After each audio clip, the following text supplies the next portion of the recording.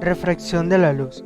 La refracción ocurre cuando la luz se dobla al pasar de una sustancia transparente a otra, al igual que otras ondas como el agua y el sonido.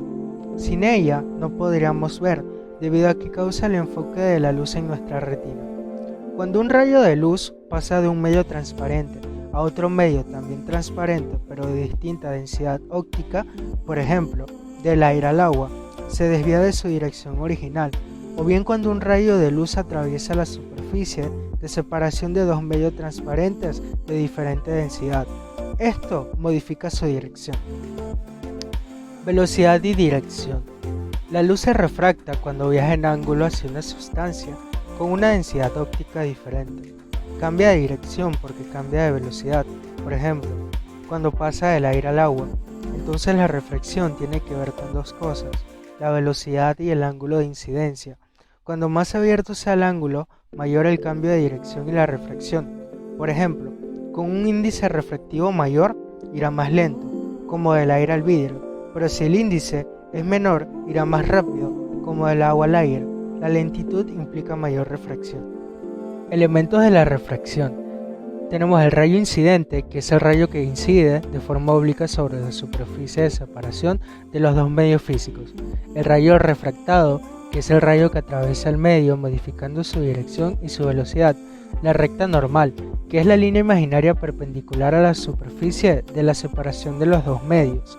Y el ángulo de incidencia, que se define como el ángulo que forma el rayo incidente con la normal.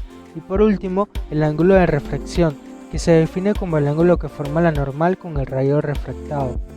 Para entender un poco más este fenómeno, nos encontramos con dos leyes. La primera ley nos determina que se encuentran en el mismo plano el rayo de incidencia, el rayo de reflexión y la línea normal.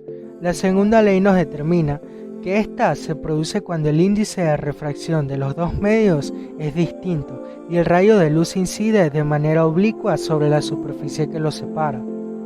Ángulo límite. Se llama ángulo límite al ángulo de incidencia que limita los fenómenos de reflexión y refracción.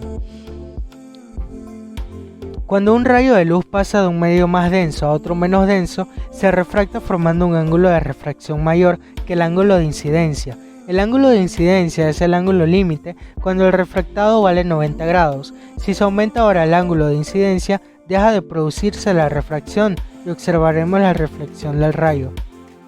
Ejemplos de la vida cotidiana. Los más conocidos son cuando observamos el fondo de una piscina y nos parece menos profunda de lo que es en realidad, o cuando observamos una cuchara dentro de un vaso con agua y la cuchara parece estar quebrada. También al observar una pecera, la refracción puede engañarnos al intentar fijar la verdadera posición de un pececito. Refracción atmosférica.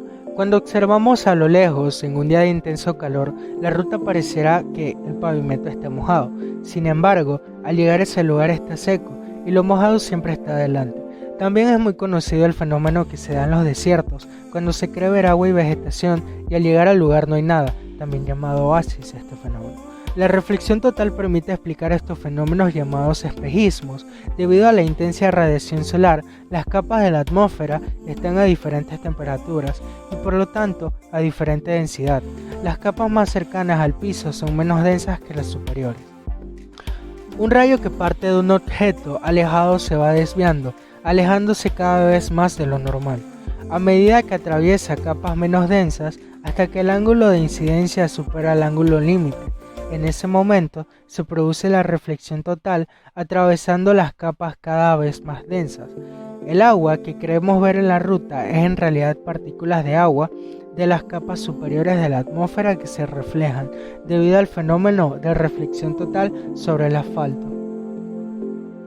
Doble refracción. Esto ocurre cuando la luz atraviesa una lámina transparente de caras paralelas. En estos casos no se observa una desviación del rayo incidente, sino un desplazamiento lateral del mismo. Este fenómeno es apreciable en láminas de espesor considerable, es decir, de varios centímetros.